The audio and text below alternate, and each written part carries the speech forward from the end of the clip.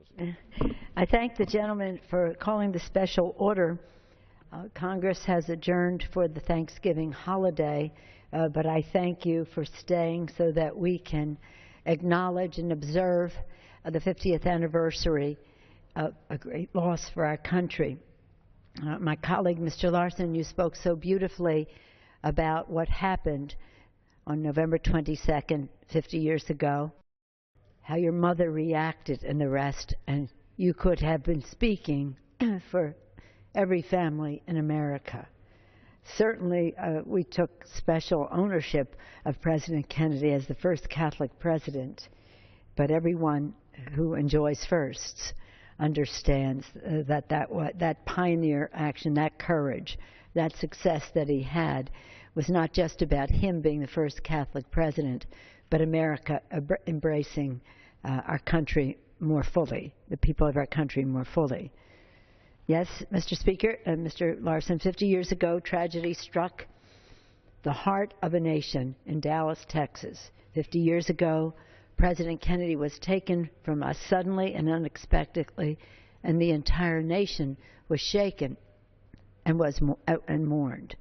As you said, we don't want to dwell on that sad day. We want to spring from it to talk about what went before and what has come from the legacy of President John F. Kennedy. Today, 50 years later, we rise on the floor of the House to pay tribute to him as a leader on the anniversary of a tragedy, but with a focus on many victories. Here in this chamber, President Kennedy served. Can you imagine? I take great pride in the fact, all of us do who serve here, that President Kennedy began his federal service in office in the House of Representatives. His grandfather, Honey Fitz, also served in the House. His grandnephews served in the House. So it has been a Kennedy family tradition to serve in the House of Representatives. He did so as a proud member of the Massachusetts delegation. I honor with Mr. I rise to honor the life and legacy, inspiration, and achievements. I rise to salute an extraordinary leader for our country and the world. I feel emotional about it, listening to Mr. Larson describe the events of the day and the weekend that followed, the beautiful family dignity that Mrs. Kennedy and the children demonstrated have made a mark on our hearts. We're so pleased that, as the President said last night, as we're here, Caroline is drawing crowds in Tokyo.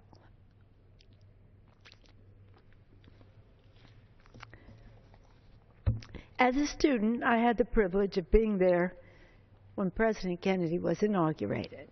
I had the privilege of meeting him as a student in high school in Baltimore, Maryland, when my father was mayor.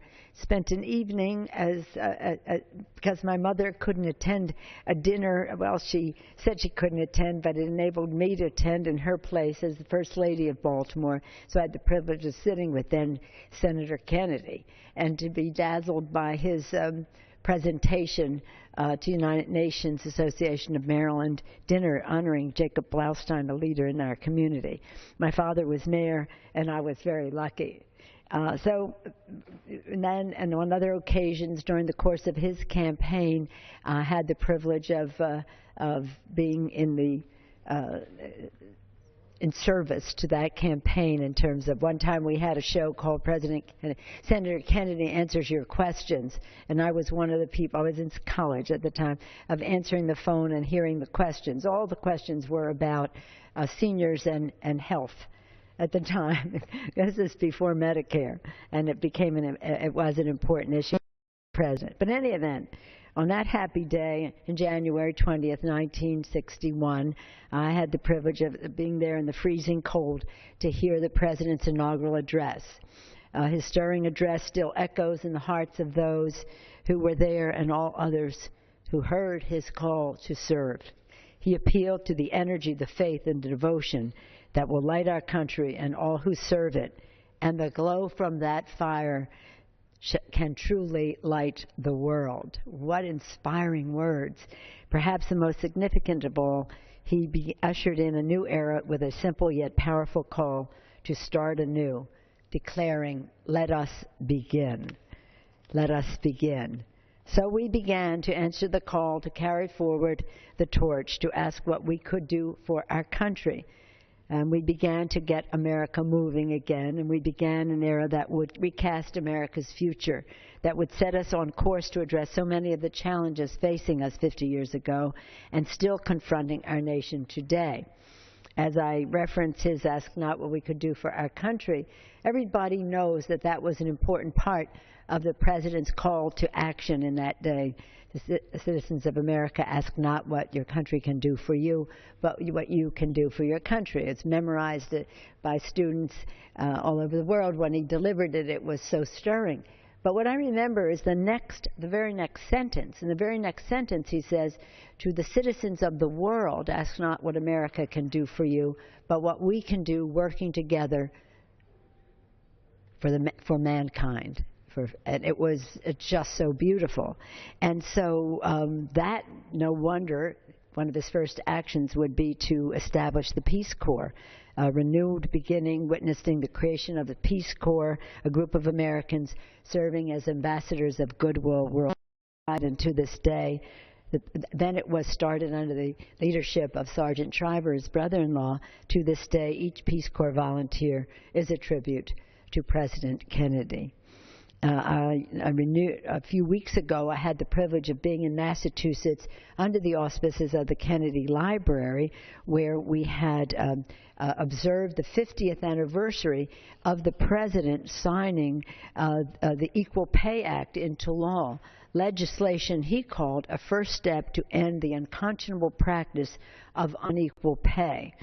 This agenda that the President had, imagine equal pay for equal work, for women in the workplace, also established a commission on the status of women headed by Eleanor Roosevelt, and its recommendations were raise the minimum wage, equal pay for equal work, child care as an initiative, both public and with tax credits. So forward-thinking, so much of it still left to be done 50 years later.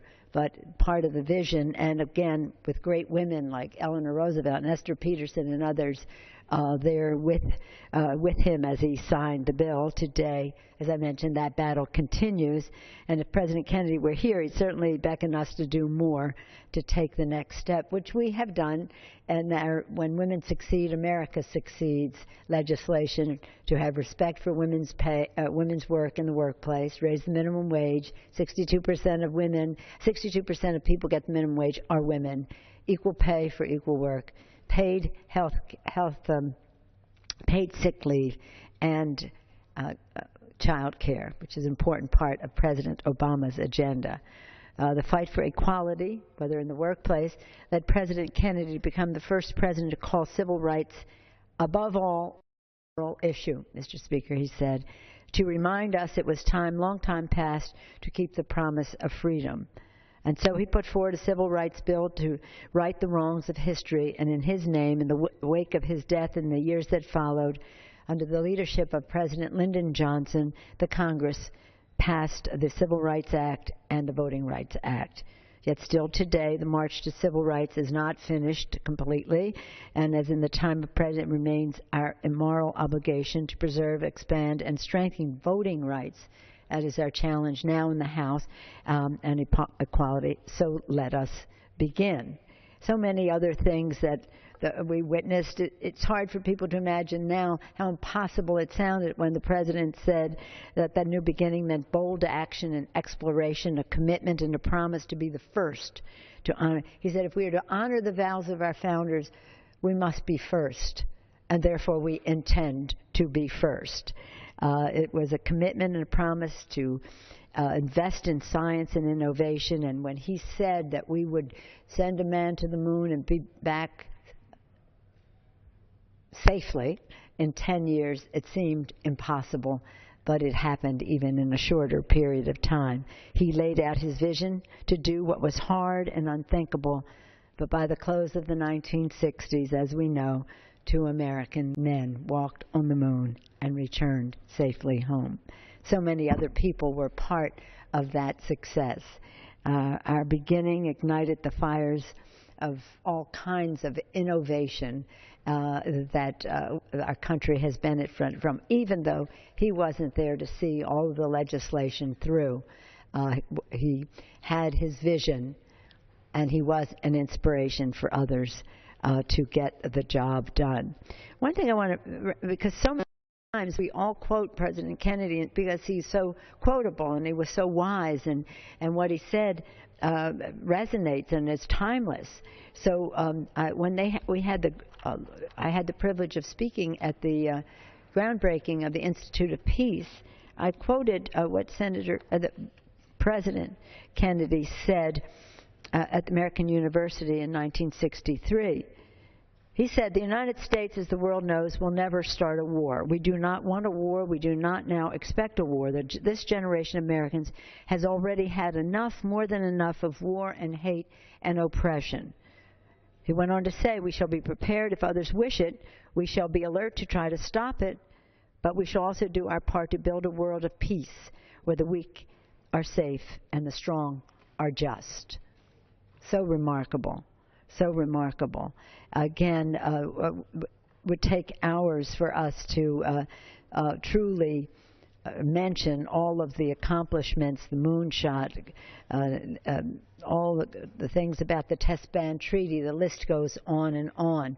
But the fact is, a person came into the life of America from a family, which is hard to imagine any other family in America that has had, or to name any other family in America that has made as great a contribution to the well-being of our country than the Kennedy family, starting before, even with Rose Kennedy's father, Honey Fitz, but then coming through to even now the service in the Congress of Joe Kennedy, a grandnephew of the president, and we had the privilege here of serving with Patrick Kennedy. So I'll end where I began, in taking pride in the fact of the President Kennedy's association with this House of Representatives, this people's house, and to say that I'm so happy that I have had the opportunity to see him so many times. And I'll just close with one. We're at the convention in Los Angeles. I was with my parents. We went to a restaurant after the president's speech at the stadium. The first time a president had accepted the nomination at a stadium. Tens of thousands of people there. Speech was fabulous and great. And we went to this restaurant called Romanoff's, which I said to my father and mother, I wanted to go to a Los Angeles type restaurant. Well, it turned out to be Los Angeles type in that it was very expensive. More expensive for shrimp cocktail than it would have been in Baltimore, Maryland, where we were from. And so my father said, "Geez, Whiz, why did you find this place? This is the most expensive restaurant I've ever been in." I said, "That's probably true, but it's an experience. And it costs so much more for a shrimp cocktail here than in Baltimore, Maryland," and it goes on and on. Well, in another few minutes, the doors open of the restaurant, and in comes President Kennedy from the speech. From the speech. Came right over to the table. "Tommy," my father, Thomas D'Alessandro, "Tommy, how did you like my speech?" Of course, my father told him that. He asked me how I liked his speech. Imagine that. And then he went on with his entourage to have his celebratory dinner. Well, after that, price was no object. The cost of the restaurant went, the prices kept coming down in my father's view. So again, I was lucky many different times to have the opportunity to have some conversation with the president. And so when that horrible thing happened that day for our country, everybody took it very personally. And perhaps part of his legacy is the sacrifice that he made for our country, the inspiration that was intensified by that sacrifice. And may we always remember it, and may we always remember what he said: "The light from that fire shall truly light the world. The glow from that fire can truly light the world. May God bless the memory of President John F. Kennedy, his family. May we draw strength from his legacy and his vision. May God always bless the country he loved and led, the United States of America, and all who serve it. With that, Mr. Speaker, I again thank Mr. Larson for calling the special order. I'm honored to be here with him and with our distinguished whip, Mr. Hoyer. I yield back.